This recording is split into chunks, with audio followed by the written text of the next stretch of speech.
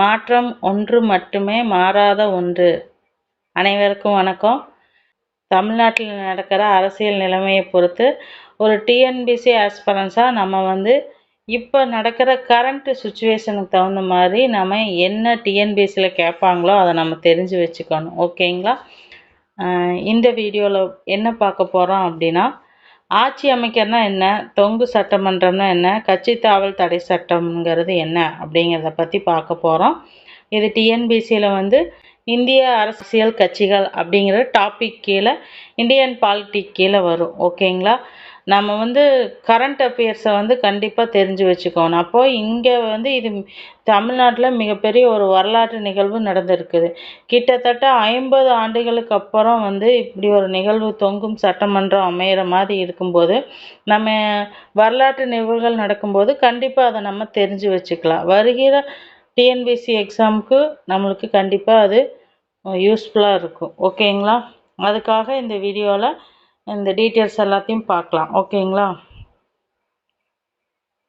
இப்போ தொங்கும் சட்டசபை அப்படின்னா என்னன்னு பார்த்தோம்னா, அரசியல் கட்சிகளில் பங்கேற்குது. இப்போ நம்ம நேற்று ரிசல்ட்டில் பார்த்தோம் அப்படின்னா 4 முனை போட்டி இருந்துச்சு. 4 முனை போட்டியில் பெரும்பான்மை பெறணும், நம்ம தமிழ்நாட்டில் ஆட்சி அமைக்கணும் அப்படின்னா மொத்தம் 234 தொகுதிகள் இருந்துச்சு.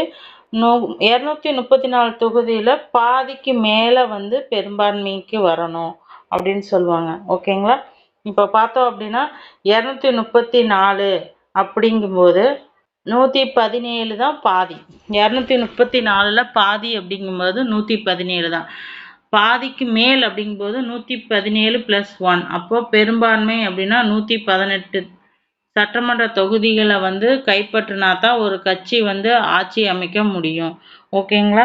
நேற்று நடந்த எலெக்ஷனில் டிஎம்கே 73, ஏடிஎம்கே 53, ரிமைனிங் 18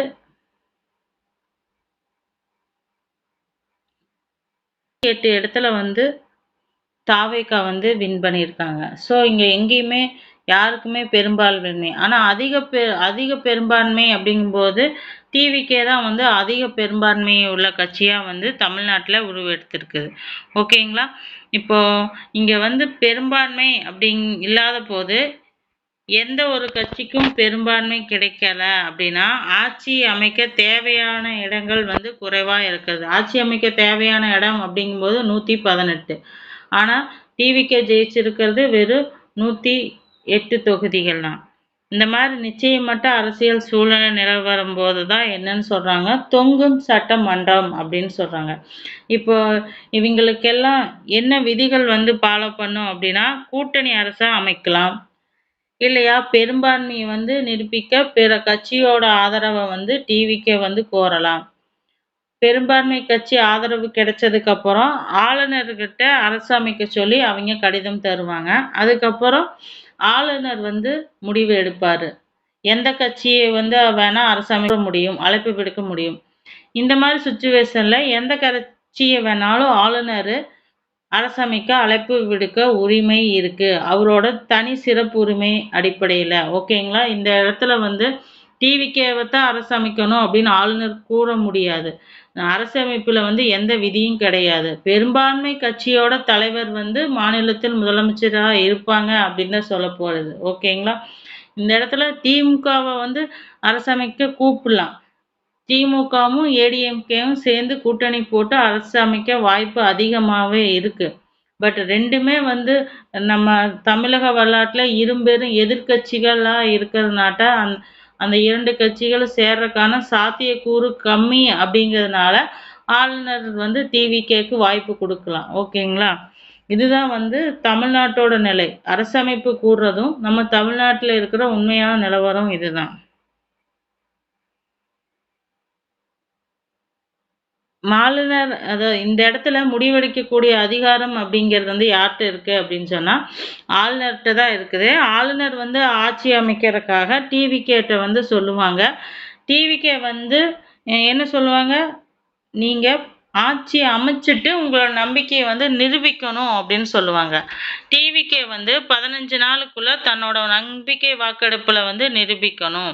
அப்படி நம்பிக்கை வாக்கெடுப்புல நிரூபிக்கல அப்படின்னா, ஆட்சி வந்து இல்லாம போயிரும். 6 மாத காலத்துக்குள்ள மறுபடியும் மறுதேர்தல் வரும். ஓகேங்களா? அதுவரைக்கும் டெம்பரவரி சிஎம்மா வந்து டிவிகே கட்சி செயல்படலாம். பட் இங்க தமிழ்நாட்டு சிச்சுவேஷன் அப்படி நடக்காது. சிறிய கட்சிகள்லாம் வந்து டிவிகேவுக்கு ஆதரவுக்கு தரத்தா போறாங்க. டிஎம்கே சைடுலயும் சிறிய கட்சிகள் இருக்கு. கம்யூனிஸ்ட் கட்சிகள், காங்கிரஸ் கட்சி, விசிக கட்சி இந்த கட்சிகள்லாம் சேர்ந்து போய் டிஎம்கே சைடுல இருக்கிறதும் போய் விஜய் அவர்களுக்கு ஆதரவு கொடுக்கலாம். அங்க ஏடிஎம்கே சைடுல இருந்தும் வெளியில இருந்து ஆதரவு கொடுக்கலாம். அந்த மாதிரி தான் நடக்கும். மோஸ்ட்லி வந்து எலெக்ஷனுக்கு தமிழ்நாட்டுல போக மாட்டாங்க. அப்படி இப்ப வரைக்கும் நடந்தது இல்ல. அதனால அநேகமா விஜயோட ஆட்சி தான் வந்து தமிழ்நாட்டுல அமையும். அதாவது அவர் விரும்புற கட்சியோட ஆதரவோட வந்து விஜயோட பெரும்பான்மை அவர்கிட்ட இருக்கிற குறைந்தபட்ச பெரும்பான்மையோட விஜயோட கட்சி தான் வந்து ஆதரவு அமையும். எப்படின்னு பார்த்தோம்னா, முதல்ல வந்து அதிக இடங்களை பெற்ற கட்சின்னா இங்க தாவேகா தான் இருக்கு. அதுதான் ஆளுநர் அழைப்பு விடுப்பாரு. அப்போ அழைப்பு விடுச்சா 15 நாளுக்குள்ள நம்பிக்கை வாக்கெடுப்பு மூலமா அது பெரும்பான்மையை நிரூபிக்க வேண்டும். சப்போஸ் வந்து இந்த இடத்துல திமுக, ஏடிஎம்கே இணையறக்க வாய்ப்பு இல்ல அப்படின்னா, சிறுபான்மை அரசாகவே வந்து டிவிகே தன்னோட ஆட்சியை தொடரலாம். இது அரசியலமைப்பிலேயே வந்து விதிவிலக்கு அறிவிச்சிருக்காங்க. சிறுபான்மை அரசு அப்படின்னா என்னன்னா, அதுக்கான இப்போ ஒரு மசோதா கொண்டு வரும்போதோ, இல்ல ஏதாவது திட்டங்கள் கொண்டு வரும்போதோ, அதுக்கான வாக்கெடுப்பு நடத்தும்போது எதிர்க்கட்சிகள் 2மே ஒன்றிணைஞ்சிருவாங்க. அப்ப அத நிறைவேற்றுறது வந்து மிகப்பெரிய சவாலா வந்து யாருக்கு இருக்கும் அப்படின்னா, டிவிகே கட்சிக்கு இருக்கும். வாக்கெடுப்பின் போது திமுக, அதிமுகலாம் வெளிநடப்பு செய்தாலோ அல்லது பங்கேற்காம இருந்தாலோ அவையில வந்து பெரும்பான்மை அப்படிங்கிறது வந்து கிடைக்காது. ஸோ வந்து சிறப்பு பெரும்பான்மை பாதிக்கு மேற்பட்ட உறுப்பினர்களோட ஒப்புதல் தேவை அப்படிங்கும்போது, ஏன்னா எல்லாமே வெளிநடப்பு செஞ்சுட்டாங்கன்னா பாதிக்கு மேற்பட்ட ஒப்புதல்கள் கிடைக்காது. ஸோ எந்த ஒரு தீர்மானமும் நிறைவேற்றுறதுல வந்து மிகப்பெரிய சிக்கலா போகுது.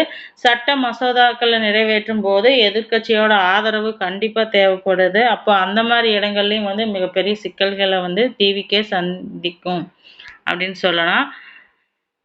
சப்போஸ் யாருமே ஆட்சி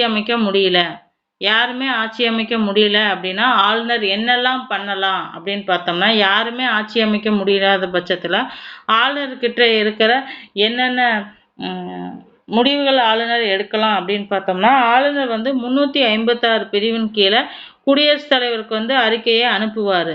மாநிலத்துல வந்து சட்ட ரீதியான ஆட்சி அமைப்பதற்கு வாய்ப்பு இல்லை, யாருகிட்டயுமே பெரும்பான்மை இல்ல, ஆட்சி அமைக்கவும் முடியல அப்படின்னா சட்டமன்றம் வந்து முடக்கப்பட்டு அந்த இடத்துல குடியரசுத் தலைவரோட ஆட்சி அமல்படுத்தப்படும். 6 மாத காலத்திற்குள்ள மீண்டும் பொதுத்தேர்தல் நடைபெறும். ஓகேங்களா? ஆனா இப்ப இருக்கிற சிச்சுவேஷன்ல அந்த மாதிரி எல்லாம் நம்ம தமிழ்நாடு போகாது அப்படிங்கிறது தான் நமக்கு தெரியுது. ஏன்னா வந்து மோஸ்ட்லி சிறிய கட்சிகள்லாம் வந்து வாண்டடா டிவிகேக்கு ஆதரவுன்னு சொல்றாங்க. ஸோ நம்ம தமிழ்நாட்டுல அந்த மாதிரி சிச்சுவேஷன் போறதுக்கு வாய்ப்பு இல்ல. இதிலிருந்து நம்ம முக்கியமா தெரிஞ்சுக்க வேண்டியது என்ன அப்படின்னா, கட்சித்தாவல் தடை சட்டம். கட்சித்தாவல் தடை சட்டம் அப்படிங்கிறது வந்து இப்ப சின்ன கட்சிகள்லாம் ஆதரவு தெரிவிக்குது. நம்பிக்கை வாக்கெடுப்பை வந்து சட்டமன்றத்துல வந்து டிவிகே கட்சி வந்து பங்கேற்று ஜெயித்து காட்டணும். அப்ப பெரும்பான்மைக்கு 118 உறுப்பினர்கள் தேவை. இங்க 108 உறுப்பினர்கள் தான் இருக்குது. அந்த நேரத்துல 1, 2 உறுப்பினர்களை வந்து டிவிகே விலைக்கு வாங்கி ஜெயிக்கலாம் அப்படின்னு பார்த்தா அந்த மாதிரி செய்ய முடியாது. அந்த இடத்துல தான் கட்சி தாவல் தடை சட்டம் செயல்படும். கட்சி தாவல் தடை சட்டம் அப்படிங்கிறது என்ன அப்படின்னு பார்த்தோம்னா, தேர்ந்தெடுக்கப்பட்ட சட்டமன்ற உறுப்பினர்கள் வேற ஒரு கட்சிக்கு போறது வந்து தடை செய்யறதும், அந்த கட்சிக்கு எதிரா எந்த கட்சியில் நின்னு ஜெயிக்கிறோமோ அந்த கட்சிக்கு எதிரா ஓட்டு போடுறத வந்து தடை செய்யறது தான் என்ன அப்படின்னா கட்சி தாவல் தடை சட்டம் அப்படின்னு சொல்றாங்க. இது எப்போ அறிமுகப்படுத்தப்பட்டுச்சு அப்படின்னு பார்த்தோம்னா 52வது அரசியலமைப்பு திருத்த சட்டத்தின் மூலம் 1985ல கொண்டு வந்தாங்க. கட்சி தாவல் தடை சட்டம் அறிமுகப்படுத்தப்பட்ட ஆண்டு 1985. எத்தனாவது திருத்தம் அப்படின்னு கேட்டால் 52வது திருத்தத்தில் தான் கொண்டு வந்தாங்க. கட்சி தாவல் தடை சட்டம் இந்திய அரசியலமைப்பின் எத்தனாவது அட்டவணையில் இருக்குது அப்படின்னு கேட்டால் 10வது அட்டவணையில் இருக்குது. கட்சி தாவல் தடை சட்டத்தோட நோக்கம் என்ன அப்படிங்கிறது அரசியல் நிலைப்புத்தன்மையாக இருக்கணும். நினைச்ச உடனே மக்கள் தேர்ந்தெடுத்த பிரதிநிதிகள், ஒரு கட்சியில தேர்ந்தெடுத்த பிரதிநிதிகள் அவர் இஷ்டத்துக்கு வேற வேற முடிவுகளை எடுத்து அரசை வந்து சாதாரணமா 1-2 உறுப்பினர்கள் சேர்ந்து அரசோட நிலைத்தன்மையை உடைக்க கூடாது அப்படிங்கறதுக்காக தான் இந்த கட்சி தாவல் தடை சட்டத்தை வந்து அமல்படுத்தி இருக்குது நம்மளோட இந்திய அரசியலமைப்பு. கட்சி தாவல் தடை சட்டம்ங்கிறது 10வது அட்டவணையில இருக்கு. அரசோட நிலைத்தன்மைக்காகவும் ஊழல் தடுப்புக்காகவும், அதாவது காசுக்காக எந்த ஒரு சட்டமன்ற உறுப்பினர்கள் விலை போகக்கூடாது அப்படிங்கிறதுக்கு தான் இது அறிமுகப்படுத்தப்பட்டிருக்கு. இதில் என்னென்ன பண்ணலாம், தகுதி நீக்கம் எப்படி பண்ணப்படுவாங்க, ஒரு உறுப்பினர் வந்து கட்சி தாவல் தடை சட்டத்துக்கு கீழே எப்படி வந்து தகுதி நீக்கம் செய்யப்படுவார் அப்படின்னா, ஒருத்தர் வந்து சுய விருப்பத்தின் பேரில் கட்சியிலேருந்து நீங்கிறாங்க. ஒரு எம்எல்ஏ வந்து இப்போ எடுத்துக்காட்டா வந்து இப்போ திமுகலேருந்து ஒரு எம்எல்ஏ ஜெயிக்கிறாரு அப்படின்னா, அவர் டிவிகேக்கு போறாரு அப்படின்னா, அவர் வந்து நீக்கப்படுவாரு. அவர் வந்து கட்சியிலேருந்து நீக்குவாங்க. அவர் வந்து கட்சி தாவல் தடை சட்டத்தின் கீழமா அவரோட எம்எல்ஏ பதவி அப்படிங்கிறது பறிக்கப்படும். கட்சியோட கொறாடானா தான் வந்து கட்சியோட கொறாடானா அப்படிங்கன்னா, இப்போ ஏடிஎம்கேக்கு ஒரு கொறாடானா இருப்பாங்க, டிஎம்கேக்கு ஒரு கொறாடானா இருப்பாங்க, டிவிகேக்கும் வந்து இனி ஒரு கொறாடானா இருப்பாங்க. அவங்க தான் உத்தரவிடுவாங்க. கட்சிகளுக்கு பொதுவாக நம்ம இந்த ஒரு ஒரு மசோதாவோ இல்லை ஒரு திட்டத்திலேயோ வாக்களிக்கணும் அப்படின்னா, நம்ம இந்த சைடு வாக்களிக்கணும்னா கட்சி கொறாடானா உத்தரவுக்கு ஏற்படுதான் டிவிகே, டிஎம்கே, ஏடிஎம்கே மெம்பர்ஸ் எல்லாம் செயல்படணும்.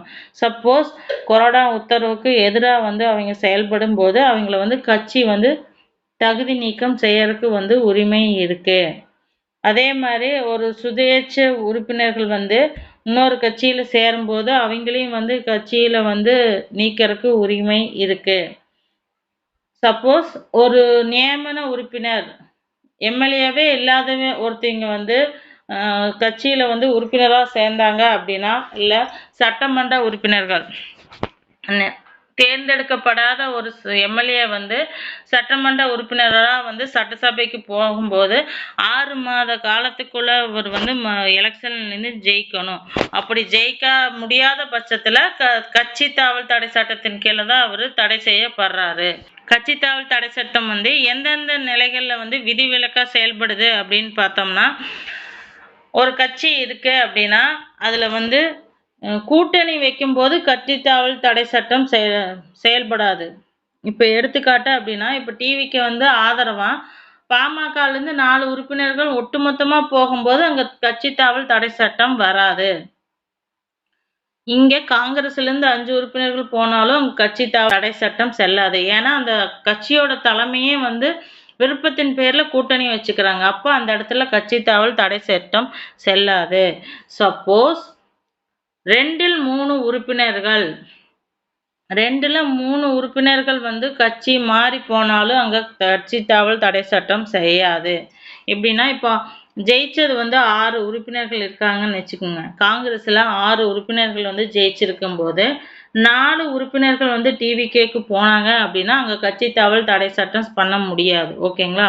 சப்போஸ் 2 உறுப்பினர்கள் மட்டும் டிவிகேக்கு போனால் அங்கே அவருக்கு மேலே கட்சி தாவல் தடை சட்டத்தை கொண்டு வர முடியும். டிஃப்ரென்ஸ் என்னன்னு பார்த்துக்குங்க. கூட்டணியாக வச்சாலும் அங்கே கட்சி தாவல் தடை சட்டம் வராது. 2ல் 3 பங்கு உறுப்பினர்கள் வந்து ஒரு கட்சிக்கு போனாலும் அங்கே கட்சி தாவல் தடை சட்டம் செய்ய முடியாது. ஓகேங்களா?